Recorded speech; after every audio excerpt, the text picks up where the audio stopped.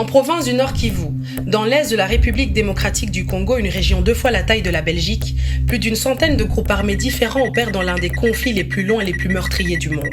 Au cours des 5 dernières années, le Nduma Defense of Congo rénové est devenu le belligérant le plus spectaculaire de la région. Ceci est Guidon Chimirai, général autoproclamé et chef du NDC rénové. Depuis 2014, il a réussi à créer une rébellion florissante en mettant en place des formes sophistiquées de taxation et d'extorsion, s'appuyant sur la violence et un soutien extérieur significatif. Dans le but de sous-traiter la traque contre d'autres groupes armés, l'armée nationale congolaise a commencé à fournir des armes et munitions aux troupes de Guidon. L'armée a également offert une grande liberté opérationnelle et une impunité à la guerre par procuration menée par le NDC rénové contre les FDLR, une rébellion née des forces génocidaires rwandaises. C'est dans ce contexte que le NDC rénové a pu étendre massivement son influence depuis sa création. Initialement basé en territoire de Walikale, le NDC rénové contrôle désormais une partie importante des territoires de Walikale, Lubero et Masisi au Nord Kivu.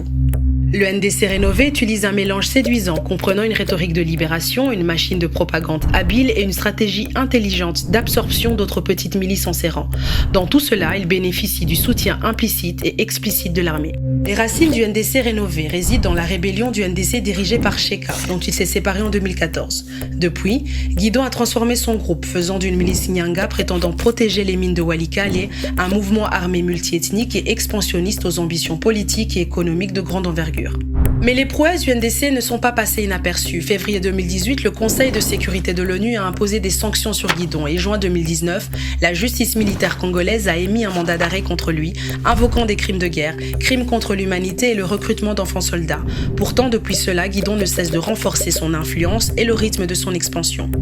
Ce nouveau rapport du groupe d'études sur le Congo retrace l'histoire du NDC rénové. Il explique également les dynamiques de conflit au sens large et comment l'État congolais opère à travers des guerres par procuration, la paix restant introuvable dans l'est du Congo. Téléchargez le rapport complet en anglais et en français sur congoresearchgroup.org.